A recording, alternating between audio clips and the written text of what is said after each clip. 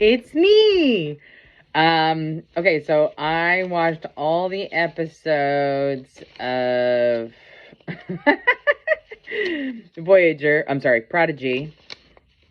Um, and I'm gonna do like a speed round version of this because I feel like I don't remember some of the stuff I wrote before, and while it's all fresh in my mind, I'm gonna try and get through it as fast as I possibly can.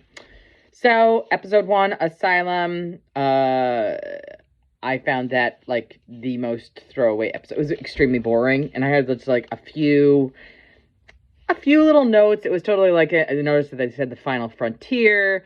I forgot that we were doing the Chakotay thing. I don't know why, but I can't seem to like. Maybe it's because I give a shit about Chakotay, but like I keep forgetting about that one. But whatever. Asylum, meh, was that. So let's see. I have Let Sleeping Borgs Lie. I actually really like this one because every now and again I forget about the Borgs and stuff like that.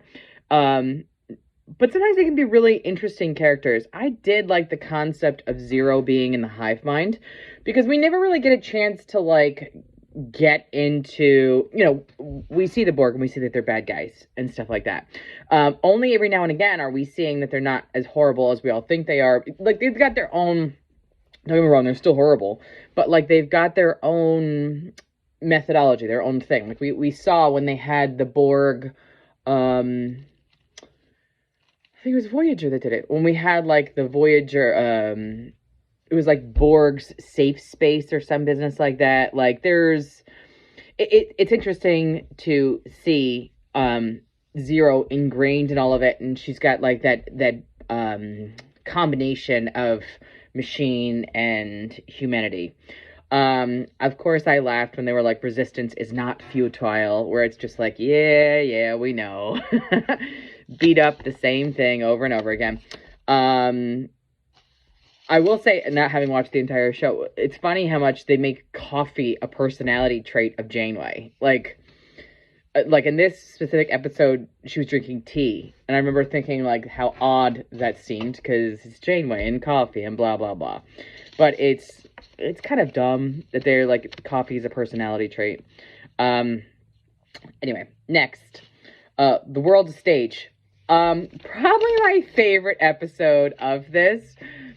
I laughed a lot with it because I feel like remember many years ago when William Hung was on like the hell is that show? Not America's Got Talent. It's whatever. William Hung, the one who sang, and like I feel like this is the William Hung version of Star Trek, if that makes total sense. I can't think of the stupid show now. Live Logs and Proper, the opposite of the hand thing, like, and San. Yeah, I enjoyed it as someone who knows enough about Star Trek now to see like the William Hung version of it. I can't think of any other way to put it, but it's like if you totally go to like a good example, if you go to another country and you ask them to sing songs in English, and like they may sing it and not know all the words to it, like all the correct words, and they're just singing the way that they know, you know what I mean? Like the way it sounds. So I don't know, I really liked that episode. I thought it was funny, I thought it was cute and creative, the way that they made it. It was probably my favorite episode of the season so far. But yeah, I enjoyed the world of stage. Next, here's where I wrote Crossroads. Here's where I wrote Janeway is still dumb. I'm assuming she's doing dumb things. She's still dumb, I think, because she had the diviner in her grasp and still didn't even realize that she had the diviner in her grasp. Sure, let's go ahead and pick up this random dude. I wrote here, Hollow Janeway is better than the real one, which I stand by. I wrote Depot makes sense, but I don't know what Depot makes sense is because I didn't feel like going back to that. What I found interesting about this episode is that like they did a lot of stuff in the snow, and they were doing it so it almost had like a Star Wars, I think it's Hoth is what it's called. I don't know as much about Star Wars as I do about Star Trek. They did it so it like had like a Hoth vibe to it. the only interesting thing I really felt about this one is that they finally, they finally crossed paths where real Janeway gets to meet the Starfleet kids. And I was like, finally, they're finally getting to see each other. And then second, the Murph thing, like Murph's whole storyline. I liked Murph more as amorphous than I did as like a being at this point. Eventually I start to like this version of Murph better. And finally, the thing I wrote here is like only kids would think that the neutral zone is a good idea. You know what I mean? Like for the rest of for the adults in the room, we're like, neutral zone's a bad idea. Whereas kids are like, no, it'll be fine, no problem. Totally like teenagers doing dumb things, thinking that a neutral zone should be fine. So I thought that was funny. Next, I have Preludes. Preludes was super exposition heavy, which I actually was into for this because it's nice to see everybody's background. I forgot that Daveed Diggs was in it. Daveed Diggs is probably, I love Daveed Diggs. He was an excellent character in the Hamilton show. Plus, he does a lot of side stuff, but he's excellent. It's weird hearing him here as Tysus or something. Because he is just so funny and he could do crazy stuff if he wanted to, but he's just playing a very straight-laced here. I didn't remember the failed genetic experiment thing. Maybe too much time has passed since I last watched it or whatever. But I didn't remember that What's-His-Face was a genetic experiment or whatever. But I didn't see what the big deal is. But then, eventually when they brought up that because he is... because he's an experiment, he can't go into Starfleet. I get it. Rock Talk's backstory. You had to have known watching this that I was going to love Rock Talk's backstory because it was wrestling. It's literally wrestling. It's WWE. It's heel life. It's no selling. It's those damn promoters that are sticking you on the pay and stuff like that. So it actually made me like Rock Talk more as a wrestling fan to be like, Rock Talk has a wrestling history. Like, who knew that in the future or whatever is like that, we still have wrestling and we just do it differently now. You know what I mean? So I liked it. And again, everyone had their own little backstory. I got a little confused when it came to Gwyn's peoples, like what their story was or something like that, like what their big beef was, but maybe you could remind me what it was. I just don't remember. And it doesn't seem like it was that big of a deal. They want to kill everybody, but it's just me. And again, Janeway is dumb again. Next, Ghost in the Machine. So I had a feeling who the big bad was the entire time. I mean, like, I kind of knew that it would be like, the construct, like using Janeway or using someone or something. Not a really big surprise.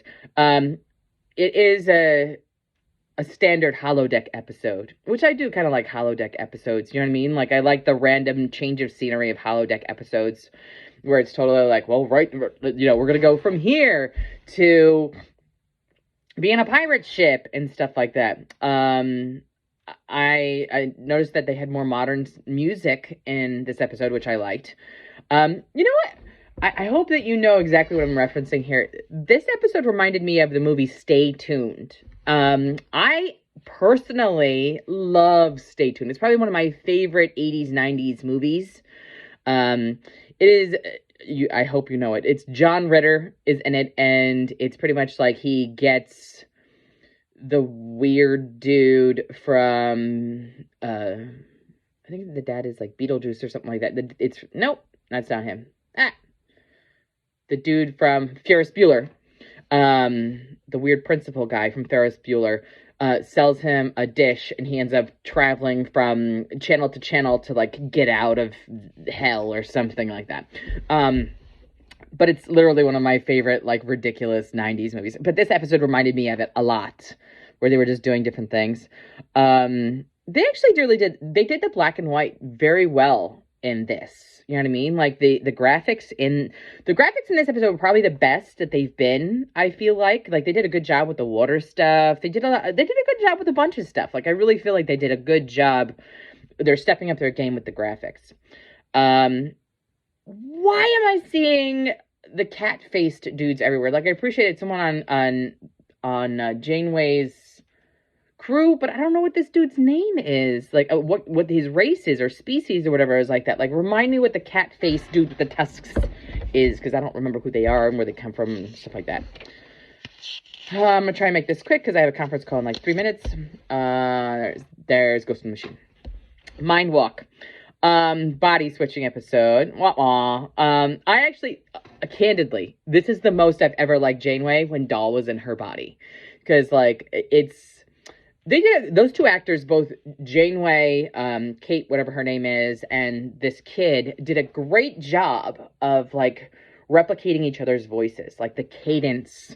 Janeway, like, steered right into the madness and the youth of Doll and the high energy. That's probably my favorite thing that they did with Janeway this entire time so far, aside from being a hollow Janeway. It was cute. I liked the episode. It really is the most I ever liked her. But she did a great job of, like, acting with the youth of it. She mentioned the salamander thing, and I was like, shut up, we don't talk about the salamander. Stop talking about the salamander. I forget the salamander episode exists, and then you remind me again. Shut up. So, Mind Walk. Then Supernova, the two-parter. I'm gonna say it all together. Let's see. So having all of, like, I actually liked, okay, so this is where I liked Murph's being a badass. He like comes out and does kung fu and stuff like that. I thought that was hysterical.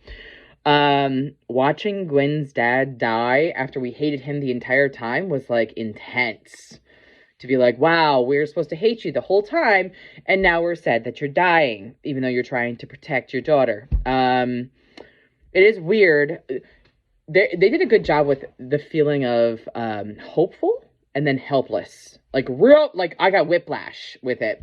They had that moment where they were like, you know, every time a distress signal calls, more will come. And then there's an automatic distress signal. Like, it just keeps coming and coming and coming.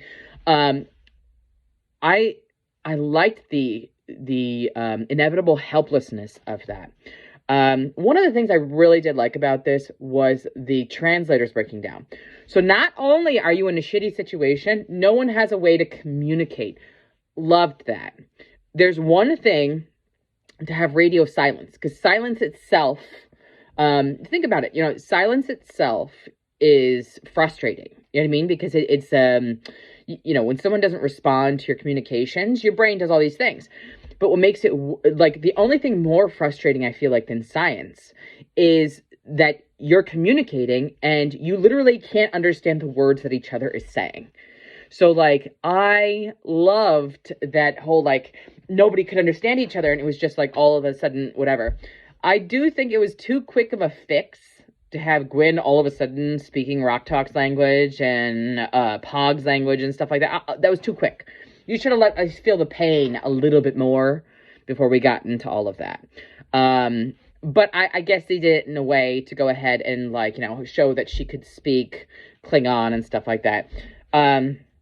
I did find it interesting that, you know, the Klingon is the one to come and save. And she's like, I have come to, like, the Klingon chick, I have come to save you. Because Klingon's, like, nothing more than being, like, the hero and all that shit in the story. So I thought that was cool. Then ultimately, what I did like as well in the first part is that, like, you know, her dad did die.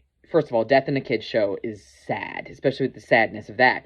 But they didn't show him, like, getting pierced by the fun sword thing, which I guess is where we are, kids show, which I thought was interesting. The Janeway sacrifice in part 2, like, watching her, whatever, like, started to really bother me.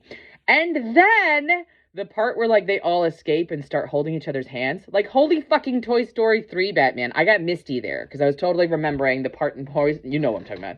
In Toy Story 3, where they're all about to go into the incinerator and they're holding hands. Like, what the fuck? Like, did we just decide that we were going to do that? And that was going to be the end of it? So, then, again, we mentioned Chakotay, and I fucking forgot.